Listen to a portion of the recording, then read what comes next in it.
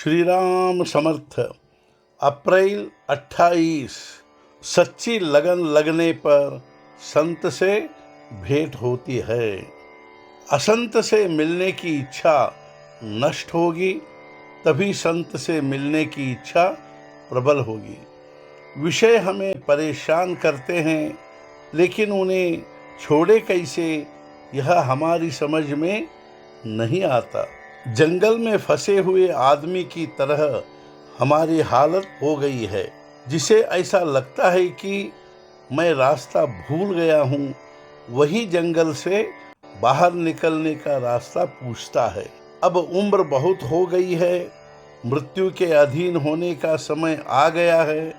हे राम, अब तुम ही उद्धार करो।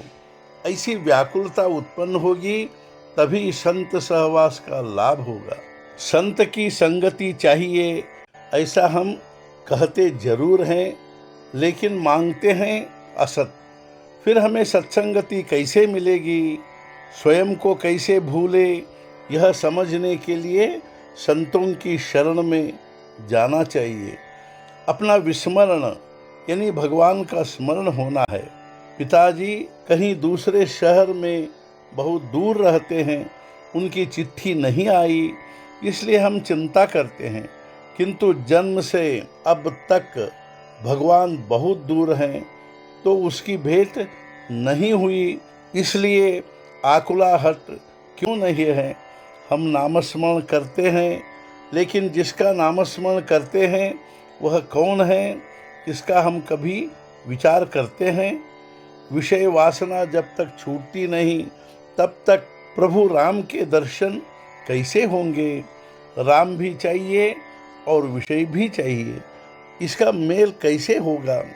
हमें जब तक चुटकी काटने पर दर्द होता है, तब तक कर्म मार्ग का आचरण करें, और कर्म मार्ग का आचरण करते हुए कर्ता मैं नहीं हूँ की भावना ध्यान में रखे। जो सच्चा अनुभवी होता है वह बोलेगा नहीं, और यदि कुछ बोलेगा भी तो उसका बोलना बहुत कम होगा। जो बहुत कम बोलता है वह उत्तम होता है। अनुभवी तो होता है, किंतु निरुपाय होकर जो बोलता है वह पहले की अपेक्षा थोड़ा निम्न श्रेणी का माने। कोई ना कोई तो बोलेगा ही। बोलने के बगैर लोगों को कुछ बातें ज्ञात कैसे होंगी। अतः उत्तम लोग यह सोचते हैं कि हम लोग बोलेंगे तो हमें थोड़ा हीन माना जाएगा। फिर भी हमें बोलना जरूरी है, किंतु जिन्हें किसी प्रकार का अनुभव नहीं है वे अकारण बोलकर अपना शब्द पांडित्य दिखाते हैं। ऐसे लोग तो अत्यंत निम्न श्रेणी के होते हैं। जो संसार को धोखा नहीं देता और खुद भी धोखा नहीं खाता, ऐसा मनुष्य ही संसार को मार्ग पर ला सकता है। कई साधु पत्थर मारते हैं या गालियां देते हैं, फिर भी लोग उनके पीछे पड़ते हैं, इसलिए कि उनकी गालियां भी आशीर्वाद के समान होती हैं। लेकिन ये बातें कई लोगों की समझ में नहीं आती। कोई लड़का अपने बाप से यदि कहे मैं इतना पास का हूँ, अर्थात पुत्र हूँ, तो आप मुझे मारते हैं, और जो दूर के रिश्ते का लड़का है उससे आप प्यार करते हैं, किंतु वही मार उसकी भलाई के लिए होती है, यह वह नहीं जानता। साधु के बोलने या पीटने में दुष्ट बुद्धि नहीं होती। संत जो भी बोलेंगे वह संसार के कल्याण के लिए होता है। संत निस्वार्थ होते हैं, वे निष्ठा से मार्गदर्शन करते हैं।